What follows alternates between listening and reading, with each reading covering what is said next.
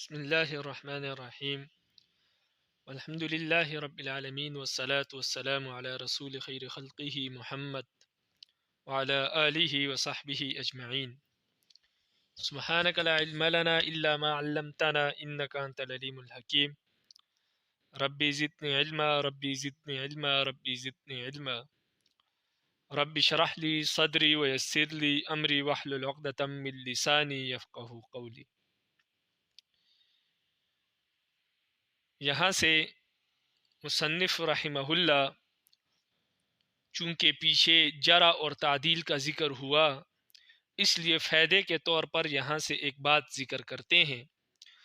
فرماتے ہیں کہ ہمارے امام اعظم ابو حنیفہ رحمہ اللہ کے متعلق بھی بعض لوگوں نے جرح کی ہے، لیکن یاد رکھیں امام ابو حنیفہ رحمہ اللہ پر جن لوگوں نے بھی جرح کی ہے یا جن کتابوں میں بھی جرح موجود ہے، وہ جرح قابل قبول نہیں ہے، وہ جرح درست نہیں ہے، اس جرح کا کوئی اعتبار نہیں ہے۔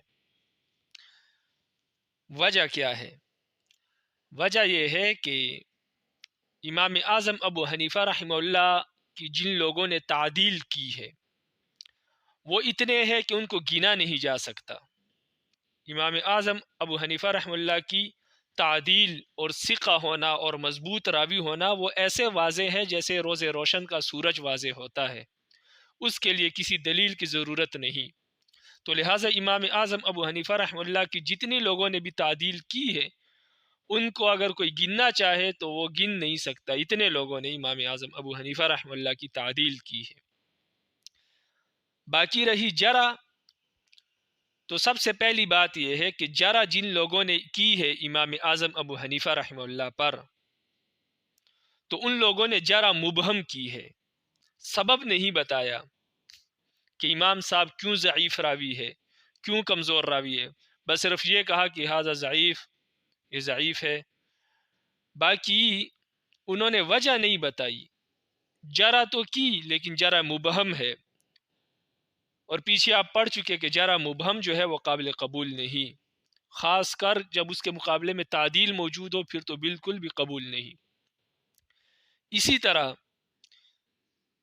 جن لوگوں نے جرح مفسر کی ہے ان میں سے بھی اکثر ان میں بھی جو ہے وہ جارحین جو ہے وہ متعصب ہے، اسی طرح متشدد ہے یا متعنت ہے۔ تو امام اعظم ابو حنیفہ رحمہ اللہ کے خلاف جن لوگوں نے بھی جرح کی ہے، ایک تو جرح مبہم کی ہے، اور دوسری بات یہ ہے کہ وہ لوگ متعصب ہے یا متشدد ہے یا متعنت ہے۔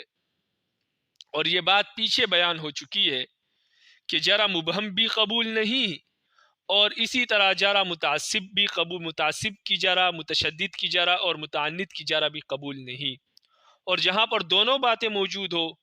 کہ جرح بھی مبہم ہو اور کرنے والا بھی متعصب ہو یا متشدد ہو یا متعنت ہو تو وہ قبول نہیں ہے، اور خاص کر جب کہ اس کے مقابلے میں تعدیل بھی موجود ہو، اور تعدیل بھی اتنے بڑے بڑے لوگوں کی موجود ہو کہ جو اپنے وقت کے امام، اولیاء، بزرگان دین ہے، مجتہدین ہے، ان کی تعدیل موجود ہے امام اعظم ابو حنیفہ رحمہ اللہ کے بارے میں، اور تعدیل اتنے لوگوں سے منقول ہے کہ ان کو گنا نہیں جا سکتا۔ تو اتنی تعدیل جس شخص کے بارے موجود ہو، اس کے مقابلے میں اگر کوئی جرح مبہم کرے اور پھر جرح بھی ایسی جو متعصب یا متشدد یا متعنت آدمی کی طرف سے ہو، تو وہ جرح کا کوئی اعتبار نہیں، وہ جرح قابل قبول ہی نہیں ہے سرے سے۔ تو یہاں تک یہ فائدہ دیکھ لیں۔ فرماتے ہیں کہ فائدہ، امام الائمہ سراج الامہ امامنا الاعظم حضرت امام ابو حنیفہ رحمہ اللہ کے متعلق جو بعض کتب مخالفین میں جرح منقول ہے وہ ہرگز مقبول نہیں، اس لیے حضرت امام صاحب کے بارے میں ہر قسم کی تعدیل تو اظہر من الشمس ہے۔ رہی جرح، سو بعض محدثین کی جرح مبہم ہے، اور بعض جارحین خود متعصب و متشدد اور متعنت ہے،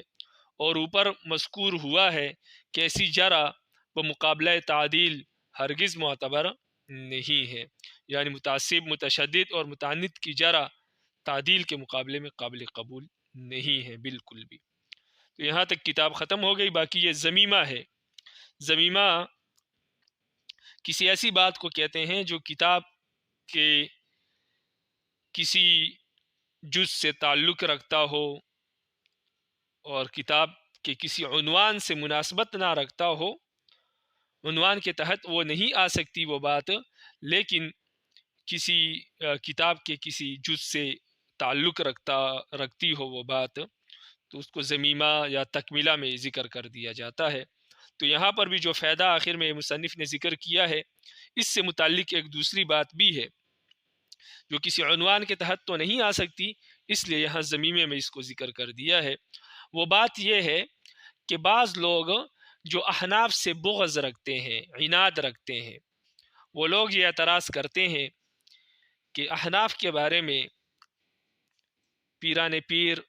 شیخ عبد القادر جیلانی رحمہ اللہ نے غنیت الطالبین میں حنفیہ کو فرقہ ضالہ شمار کیا ہے، یعنی گمراہ فرقہ شمار کیا ہے۔ تو وہ فرماتے ہیں کہ احناف جو ہے یہ گمراہ ہے، لہٰذا جب یہ گمراہ ہے تو ان کی روایت قابل قبول نہیں ہے۔ تو وہ لوگ یہ اعتراض کرتے ہیں۔ تو اس شبے کا اور اس اعتراض کا تفصیلی جواب تو رسالہ الرفع والتکمیل، جس کے مؤلف مولانا عبدالحی لکھنوی رحمہ اللہ ہے، صفحہ نمبر 25 سے صفحہ نمبر 26 تک اس اعتراض کا جواب آپ وہاں پر ملاحظہ کر سکتے ہیں تفصیل سے۔ لیکن یہاں پر اجمالی طور پر اور خلاصے کے طور پر اتنی بات سمجھ لے کہ شیخ عبد القادر جیلانی رحمہ اللہ نے غنیت الطالبین میں جن لوگوں کو گمراہ قرار دیا ہے اور حنفیہ میں اس کو شمار کیا ہے، وہ کون لوگ ہیں؟ وہ لوگ جو ہیں وہ فرقہ غسانیہ ہے، جس کو فرقہ مرجیہ بھی کہتے ہیں۔ یہ فرقہ غسانیہ جو ہے، اس کا بانی اور اس کی بنیاد رکھنے والا وہ غسان بن ابان کوفی ہے۔ غسان بن ابان کوفی کوفہ کا رہنے والا ہے، اور غسان نام ہے، والد کا نام ابان ہے۔ تو غسان بن ابان کوفی نے فرقہ غسانیہ کی بنیاد رکھی، اور یہ غسان بن ابان جو ہے یہ عقائد میں اور اصول میں فرقہ مرجیہ کا معتقد تھا۔ اس کے عقائد وہی تھے جو فرقہ مرجیہ کے تھے، لیکن اس میں اتنی بات تھی کہ مسائل میں یہ امام اعظم ابو حنیفہ رحمہ اللہ کا پیروکار تھا۔ مسائل میں فقہ حنفی پر یہ عمل کرتا تھا، لیکن عقائد میں اور اصول میں یہ فرقہ مرجیہ کا ہم خیال تھا، ہم نوا تھا۔ تو فرقہ مرجیہ جو ہے یہ بھی ایک باطل فرقہ تھا معتزلہ کی طرح، اور اس کے بھی معتزلہ کی طرح عقائد تھے جنت جہنم کے بارے میں، اور اسی طرح ایمان کے بارے میں، اور ان کا بھی یہ عقیدہ ہے کہ انسان گناہ کرنے سے ایمان سے خارج ہو جاتا ہے، نکل جاتا ہے۔ تو یہ فرقہ مرجیہ سے تعلق رکھتا تھا غسان بن ابان، اور پھر اس نے اپنے نام سے فرقہ غسانیہ کی بھی بنیاد ڈالی۔ تو یہ فرقہ مرجیہ کا ہم نوا اور ہم خیال ہونے کی وجہ سے گمراہ تھا، کیونکہ وہ فرقہ بھی گمراہ تھا تو یہ اس کا ہم خیال تھا، تو یہ بھی گمراہ تھا۔ لیکن چونکہ یہ مسائل میں امام ابو حنیفہ رحمہ اللہ کی پیروی کرتا تھا، احناف کے فقہ حنفی پر عمل کرتا تھا، اس لیے اپنے آپ کو حنفی کہتا تھا۔ تو لہٰذا اس کے ماننے والے جو تھے وہ بھی عقائد میں تو فرقہ مرجیہ کے ہم خیال تھے، ہم نوا تھے، لیکن مسائل میں فقہ حنفی کو وہ اختیار کرتے تھے، فالو کرتے تھے، تو اس لیے وہ بھی اپنے آپ کو احناف کہتے تھے۔ تو شیخ عبد القادر جیلانی رحمہ اللہ نے جب فرقہ باطلہ پر رد کیا ہے غنیت الطالبین میں، تو عقائد کی بحث میں اور فرقہ ضالہ اور گمراہ فرقوں پر رد کرنے کے دوران انہوں نے اس فرقہ غسانیہ پر بھی رد کیا ہے، لیکن چونکہ یہ اپنے آپ کو احناف کہتے تھے اس لیے انہوں نے یہ عبارت ذکر کی کہ اما الحنفیہ فہم اصحاب ابی حنیفہ النعمان بن ثابت. فرماتے ہیں کہ احناف جو کہ امام ابو حنیفہ نعمان بن ثابت کے پیروکار ہے، زعمو ان لوگوں کا یہ خیال ہے کہ ان الایمان هو المعرفۃ والاقرار باللہ ورسولہ، وہ کہتے ہیں کہ ایمان نام ہے صرف دل سے یہ بات جان لینا کہ اللہ اور اللہ کا رسول حق ہے، جان لینا، ماننا ضروری نہیں ہے، اور اسی طرح زبان سے اقرار کر دینا، بس یہ کافی ہے. لیکن یہ بات واضح طور پر معلوم ہے کہ احناف کے نزدیک یہ نہیں ہے. احناف کہتے ہیں تصدیق قلبی کو ایمان کہتے ہیں، دل سے ماننے کا نام ایمان ہے، وگرنہ ابو جہل اور اس طرح دیگر کفار بھی دل سے یہ مانتے تھے کہ نبی علیہ السلام اللہ کے رسول ہیں، دل سے ان کو معلوم تھا لیکن مانتے نہیں تھے، یہی فرق تھا. تو یہاں پر جو شیخ عبد القادر جیلانی رحمہ اللہ نے یہ عبارت ذکر کی اور فرمایا کہ امام ابو حنیفہ رحمہ اللہ کے پیروکار یہ خیال کرتے ہیں کہ ایمان نام ہے معرفت کا، صرف جان لینے کا، ماننے کا ضروری نہیں ہے. تو یہ غسان بن ابان کوفی کا خیال تھا اور یہ فرقہ مرجیہ کا خیال ہے، اور غسان بن ابان کے پیروکار یہی خیال کرتے تھے، ان کا یہی عقیدہ تھا. اسی لیے شیخ عبد القادر جیلانی جب رد کر رہے ہیں فرقہ باطلہ پر، گمراہ فرقوں پر، تو اس وقت جو انہوں نے رد کیا ہے، احناف کا نام لیا ہے، اس سے یہی مراد ہے، یہ فرقہ غسانیہ، اس لیے کہ احناف کا یہ عقائد میں یہ مسلک نہیں ہے. تو انہوں نے کہا کہ امام صاحب کے پیروکار ہے، پیروکار یعنی مسائل میں پیروکار تھے، تو پیروکار تھے بالکل، اس سے تو کسی کو انکار نہیں، لیکن اس سے احناف مراد نہیں ہے سارے کے سارے، بلکہ وہ فرقہ باطلہ کا ذکر کر رہے ہیں، اور احناف جو ہے وہ فرقہ ہے ہی نہیں، فرقہ باطلہ نہیں ہے. باقی رہی یہ بات کہ شیخ عبد القادر جیلانی امام صاحب کے بارے میں کیا خیال کرتے ہیں، تو یہ تو ان کی باقی عبارات کو دیکھنے سے معلوم ہو جاتا ہے کہ جہاں پر وہ باقی ائمہ کا نام بہت ہی احترام اور ادب سے ذکر کرتے ہیں، اسی طرح وہ امام اعظم ابو حنیفہ رحمہ اللہ کا نام بھی جب آتا ہے تو انتہائی ادب اور احترام سے ذکر کرتے ہیں. اسی لیے جب وہ مسائل پر بحث کرتے ہیں اور فجر کی نماز کا ذکر آتا ہے کہ فجر کی نماز روشنی میں پڑھنا زیادہ بہتر ہے یا اندھیرے میں پڑھنا زیادہ بہتر ہے، تو وہ یہ عبارت ذکر کرتے ہیں وقال الامام ابو حنیفہ. تو یہاں پر ان کو انتہائی ادب کے ساتھ کہتے ہیں کہ امام اعظم ابو حنیفہ فرماتے ہیں کہ الاسفار افضل، روشنی میں فجر کی نماز پڑھنا زیادہ افضل ہے. تو اس سے معلوم ہوا کہ جن پر شیخ عبد القادر جیلانی نے رد کیا ہے وہ فرقہ غسانیہ ہے، اور ان کو احناف اس لیے کہا کہ وہ اپنے آپ کو احناف کہتے تھے اور مسائل میں احناف کے پیروکار تھے، لیکن ان پر جو رد ہوا ہے وہ عقائد میں ہوا ہے، مسائل میں نہیں ہوا، اس لیے کہ باطل فرقوں کے بارے میں جب رد کر رہے ہیں تو شیخ صاحب نے ان پر رد کیا ہے، مسائل میں نہیں کیا.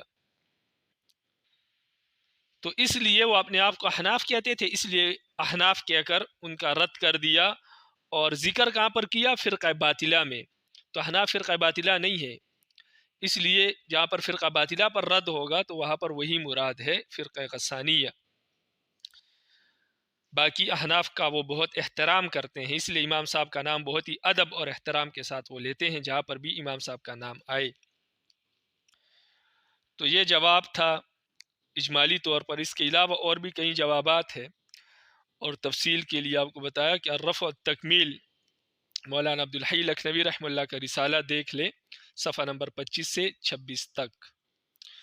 تو اب اس ضمیمے کو آپ ملاحظہ کریں، کتاب کو دیکھیں. فرماتے شبہ، ضمیمے میں ہے شبہ. جن لوگوں کو حنفی مذہب سے عناد ہے وہ یہ شبہ پیش کیا کرتے ہیں کہ قطب الاقطاب سیدنا شیخ عبد القادر جیلانی قدس اللہ سرہ نے غنیت الطالبین میں حنفیہ کو فرقہ ضالہ مرجیہ کے اقسام میں شمار کیا ہے. جواب، اس کے تفصیلی جواب کے لیے تو رسالہ الرفع والتکمیل مؤلفہ حضرت مولانا عبدالحی لکھنوی رحمہ اللہ کو صفحہ نمبر 25 سے صفحہ نمبر 26 تک ملاحظہ فرمانا کافی ہوگا۔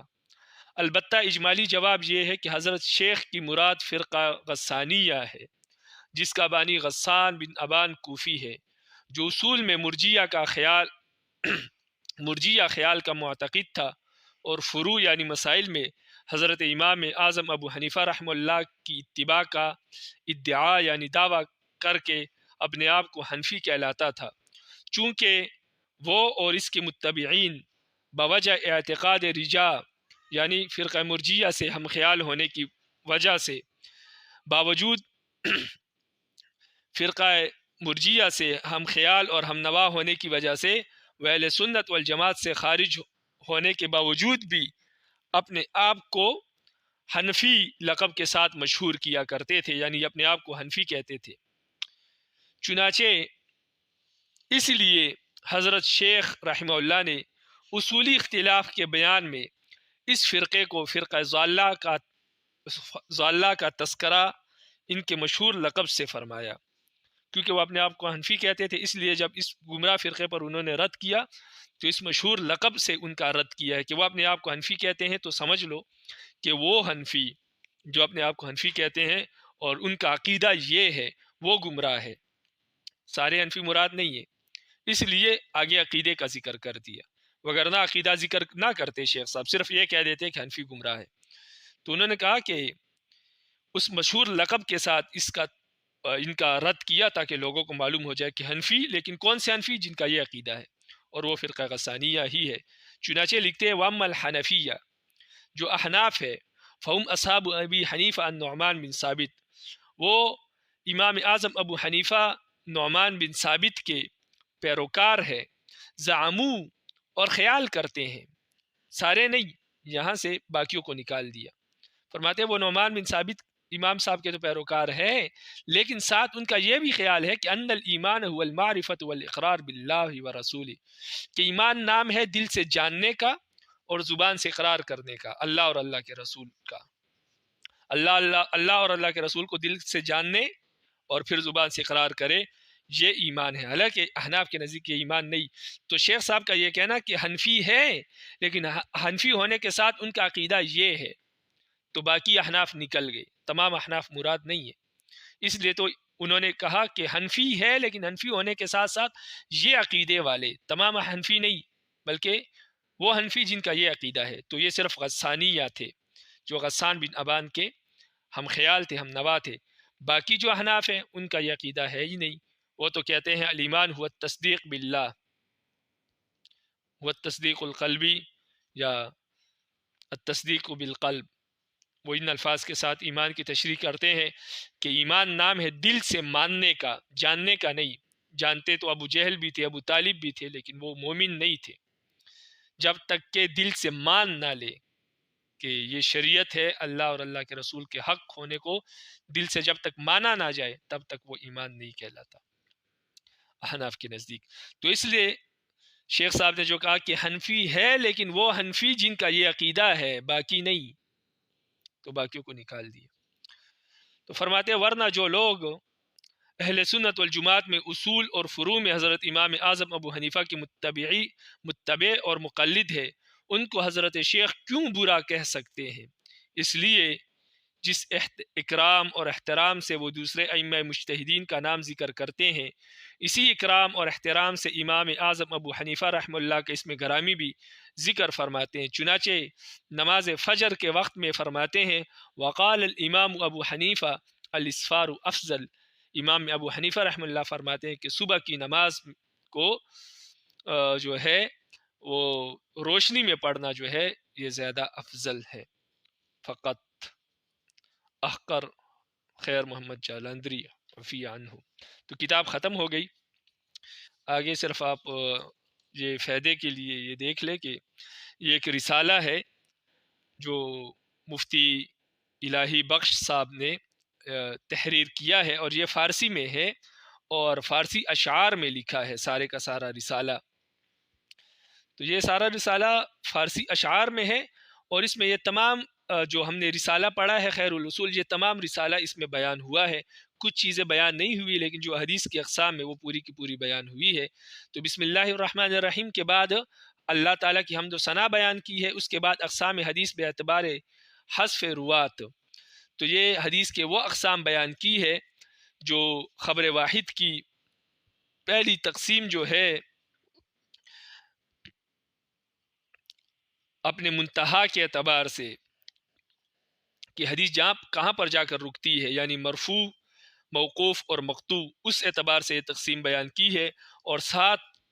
چوتھی تقسیم بھی بیان کر دی ہے کہ سقوط راوی کے اعتبار سے جو 7 قسمیں ہیں، متصل، مسند، منقطع، معلق، معضل، مرسل، مدلس، وہ بھی اس میں بیان کی ہے۔ اس کے بعد جو بیان کیا ہے اقسام حدیث بے اعتبار قوت اور ضعف، تو یہ حدیث کی وہ 16 قسمیں اس میں بیان کی ہے، یہاں سے لے کر نیچے تک جو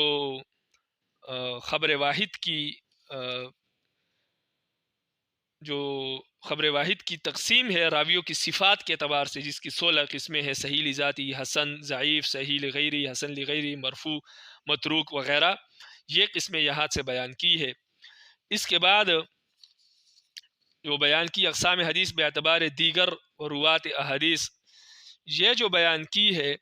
یہ وہ حدیث کی جو تقسیم ہے راویوں کی تعداد کے اعتبار سے، حدیث کی جو 3 قسمیں تھی، مشہور، عزیز، غریب، وہ یہاں سے بیان کی ہے، اور ساتھ کچھ اور چیزیں بھی بیان کی ہے، متابع کی تعریف وغیرہ کی ہے۔ متابع کس کو کہتے ہیں، لیکن وہ بڑی کتابوں میں آ جائے گا۔ اس کے بعد تعریف صحابی و تابعی، صحابی اور تابعی کی تعریف کی ہے، اور اس کے بعد آخر میں بیان اخبار و تحدیث، اخبارانہ اور حدثنا میں جو فرق بیان کیا ہے پیچھے رسالے میں، وہ فرق یہاں سے انہوں نے شعر میں، فارسی میں بیان کیا ہے۔ تو اس میں جو ایک بات ہے صرف وہ کہ صحابی اور تابعی کی تعریف وہ رسالے میں نہیں ہے، تو وہ آپ دیکھ لیں۔ فرماتے بے ایمان لقائے نبی ہر کے کرد، و مردہ بے ایمان صحابی است فرد۔ فرماتے ہیں کہ ایمان کے ساتھ نبی علیہ السلام سے جو شخص ملا ہو اور پھر ایمان کی حالت میں ہی اس کو موت آئی ہو، تو وہ صحابی رسول ہے۔ یعنی جس نے نبی علیہ السلام کو دیکھا ایمان کی حالت میں، مومن تھا، ایمان لایا تھا نبی علیہ السلام پر، پھر اسی ایمان میں اس کا انتقال بھی ہو گیا، تو وہ صحابی رسول ہے۔ اگر دیکھا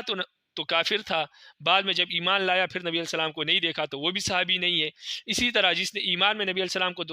تو دیکھا لیکن بعد میں جب فوت ہوا تو مرتد ہو گیا تھا، تو وہ بھی صحابی نہیں ہے۔ صحابی وہ ہے جو نبی علیہ السلام کو دیکھے بھی ایمان کی حالت میں اور پھر موت بھی ایمان میں ہی آئے، تو وہ صحابی ہے۔ آگے فرماتے ہیں اگر گردید اصحاب را ہم چنے، ورا تابعی گفتہ اہل یقین۔ فرماتے ہیں اگر نبی علیہ السلام کے صحابہ میں سے کسی کو دیکھ لے یا صحابہ کو دیکھ لے کوئی شخص اسی طرح، یعنی ایمان کی حالت میں دیکھے اور پھر ایمان کی حالت میں ہی اس کو موت آ جائے، تو اہل یقین اور اہل علم اس شخص کو تابعی کہتے ہیں۔ تو تابعی اسے کہتے ہیں جس نے ایمان کی حالت میں صحابی کو دیکھا ہو اور پھر ایمان کی حالت میں موت آئی ہو، تو اس کو تابعی کہتے ہیں۔ وما علینا الا البلاغ المبین۔ رب العالمین عمل کی توفیق نصیب فرمائے۔ تمت هذه الكتاب بعون الله وتوفيقه، واسأل الله أن يوفقنا العمل على ما فيه، اللهم آمين برحمتك يا أرحم الراحمين، وما علينا إلا البلاغ المبين۔